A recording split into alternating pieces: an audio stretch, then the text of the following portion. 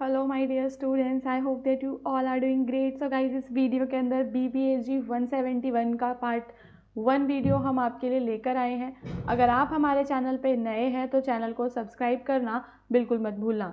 So guys, question number 1 पे चलने से पहले मैं आपको बताना चाहती हूँ कि अगर अभी तक आपने अपना गेस्ट पेपर परचेज़ नहीं किया है तो आप उसको हमारी वेबसाइट से परचेज़ कर सकते हैं। आपको हमारी वेबसाइट का लिंक डिस्क्रिप्शन में मिल जाएगा। हमारी वेबसाइट पे जाने के बाद बस आपको यहाँ पे अपना जो पेपर कोड है उसे सर्च करना है एंड यहाँ से आपको आपका गेस्ट पेपर मिल जाएगा। Okay, so now guys, question number 1 पे चलेंगे। क्वेश्चन नंबर 1 जो है वो कहता है कि आपदा से आप क्या समझते हैं और मानव निर्मित आपदाओं पर आपको चर्चा करनी है। ठीक है, एक और इम्पॉर्टेंट चीज़, अगर आपको कोई भी डाउट्स हैं तो आप हमें डिस्क्रिप्शन में दिए हुए नंबर पे व्हाट्सएप भी कर सकते हैं। ठीक है, डिस्क्रिप्शन में आपको एक नंबर मिल जाएगा।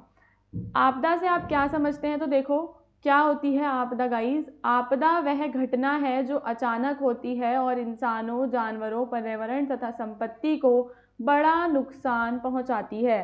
तो कोई भी ऐसी घटना जो एकदम से अचानक से हो रही है और वो भारी मात्रा में नुकसान कर रही है पर्यावरण का, इंसानों का, जानवरों का, यह प्राकृतिक भी हो सकती है और मानव निर्मित भी। आपदा का मुख्य प्रभाव जीवन का नुकसान, लोगों का बेघर होना, आर्थिक हानि, बीमारी फैलाना और सामान्य जीवन का ठप होना। आपदा अचानक आती है, इसलिए इससे बचाव की तैयारी, जागरूकता और सही प्रबंधन बहुत ही ज़्यादा ज़रूरी होता है कि आपदा क्योंकि अचानक आएगी तो बचाव की तैयारी हमें पहले से करनी पड़ेगी और प्रबंधन आपको पहले से करना पड़ेगा।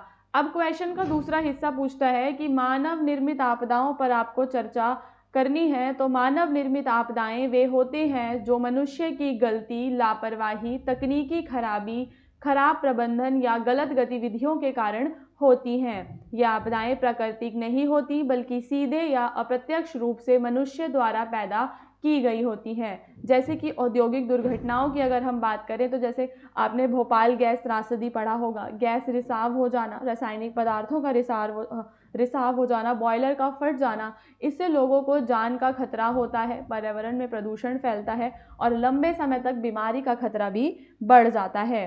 फिर होता है आपका अग्निकांड। तो आग लगने की घटनाएं आम है लेकिन बड़े स्तर पर ये भयानक आपदा बन सकती हैं। अग्नि जैसे कहीं पे भी बिजली के शॉर्टकट से आग लग गई, गैस का सिलेंडर फट गया, तो ये आपके मानव निर्मित आपदाओं में आती हैं। अग्निकांड से जान माल की हानि होती है, घरों और दुकानें नष्ट हो जाती हैं और धुआं फैलने से स्वास्थ्य पर बुरा असर पड़ता है। सड़क, रेल या हवाई दुर्घटनाओं की अगर हम बात करें तो अभी रिसेंटली आपने देखा होगा कि हवाई जहाज की दुर्घटना हुई थी। तो रेल हादसे, सड़क पर दुर्घटनाएं हो जाना, ये सभी मानवीय गलती, नियमों की अनदेखी, वाहन की खराबी या खराब मौसम में सावधानी न बरतने से होती है और इसमें बड़ी संख्या में लोगों की जान चली जाती है। फिर आपके पर्यावरण आपदाएं होती हैं, जैसे कि जब हम वनों की कटाई करते हैं, प्रदूषण फैला रहे हैं, ग्लोबल वार्मिंग इतनी हो गई है और जल स्रोत हमारे खत्म हो जाते हैं, तो इससे बाढ़, सूखा और जलवायु परिवर्तन जैसी समस्याएं और बढ़ जाती हैं।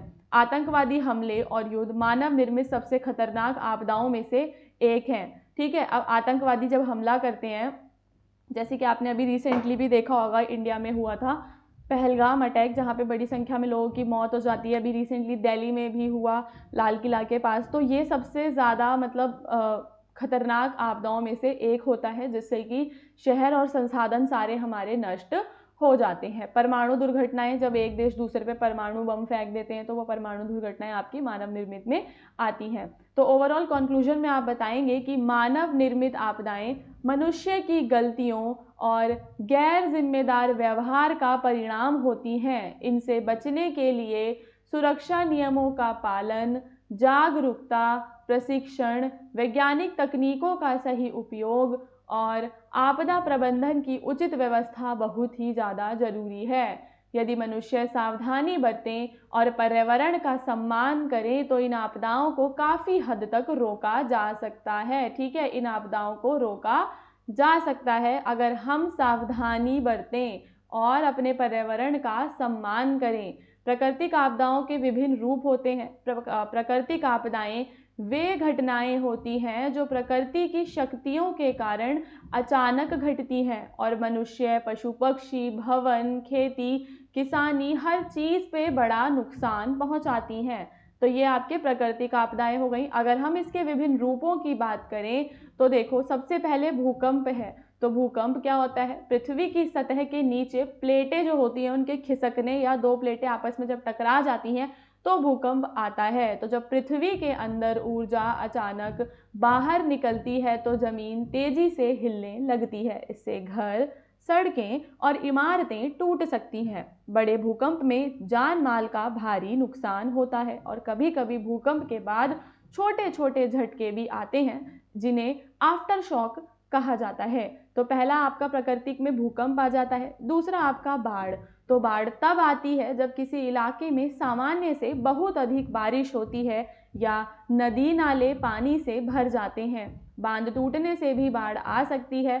बाढ़ में पानी घरों, खेतों और रास्तों को ढक लेता है। इससे फसलें नष्ट हो जाती हैं और पेड़ बह जाते हैं और लोगों को अपने घर छोड़कर सुरक्षित स्थानों पर जाना पड़ता है। लंबे समय तक पानी भरा रहने से बीमारियां भी फैल सकती हैं। ठीक है, तो ये आपका बाढ़ हो गया। इसके बाद आप बताएंगे सूखा पड़ जाना। जब लंबे समय तक बारिश नहीं होती तो सूखा पड़ जाता है। सूखे की वजह से जमीन सूख जाती है, जल स्रोत आपके खत्म होने लगते हैं और खेतों में फसलें नहीं उग पाती, क्योंकि जब पानी ही नहीं होगा तो जल स्रोत खत्म हो जाएंगे, खेतों में फसलें भी नहीं उग पाएंगी। पशु पक्षियों के लिए पानी और भोजन की कमी हो जाएगी। सूखा किसानों और ग्रामीण क्षेत्रों के लिए आज के समय में भी हम देखें तो एक बहुत बड़ी समस्या है। चक्रवात आ जाना, जो भी हमारे समुद्री इलाके होते हैं वहाँ पर तेज हवाएं जब समुद्र तट पर पहुँचती हैं तो वहाँ पे घरों को, पेड़ों को, बिजली के खंभों को गिरा देती हैं। भारी बारिश और तेज हवाओं के कारण तटीय इलाकों में बाढ़ और बड़े बड़े समुद्री लहरें भी आ सकती हैं। ज्वालामुखी का विस्फोट होता है जब पृथ्वी के अंदर का गर्म लावा, गैस और राख अचानक से बाहर आ जाती है। लावा अपने रास्ते में आने वाली हर चीज को जला देता है। राख हवा में फैलकर मौसम को भी प्रभावित करती है। अभी हमने ज्वालामुखी का भी एक एग्जाम्पल देखा था। अभी अफ्रीका में जो ज्वालामुखी विस्फोट हुआ था उसकी राख बता रहे थे कि इंडिया तक उड़कर आई है। तो ये आपका ज्वालामुखी हो गया। भूस्खलन होता है जब पहाड़ी इलाकों में आपकी जमीन जो है ढलान से एकदम बह जाती है, सड़क वगैरह बंद हो जाएगी, घर दब जाते हैं उससे। और जंगलों में आग, सूखे मौसम, बिजली गिरने या मानव की गलती से लग सकती है। यह तेजी से फैलती है और पेड़ पौधों, जंगली जानवरों और पर्यावरण को नुकसान पहुंचाती है।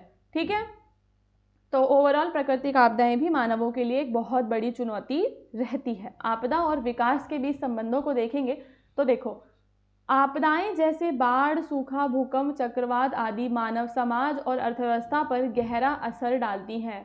दूसरी ओर विकास का मतलब है लोगों के जीवन स्तर में सुधार, बेहतर सुविधाएं, सुरक्षित आवास, शिक्षा, स्वास्थ्य, उद्योग और रोजगार के अवसरों का बढ़ना।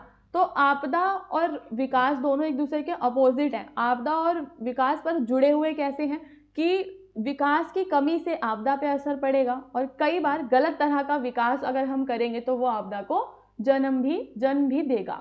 तो देखो, आपदा का विकास पर क्या प्रभाव पड़ रहा है? तो आपदाएं विकास को कई तरह से नुकसान पहुंचाती हैं। पहला, वे मानव जीवन और संपत्ति को बड़ी मात्रा में नष्ट कर देती हैं। किसी क्षेत्र में बाढ़ आने पर उसके पुल, सड़कें वगैरह जो होती हैं, स्कूल हो गया, सारा जो उनका सार्वजनिक ढांचा है वो बिगड़ जाता है।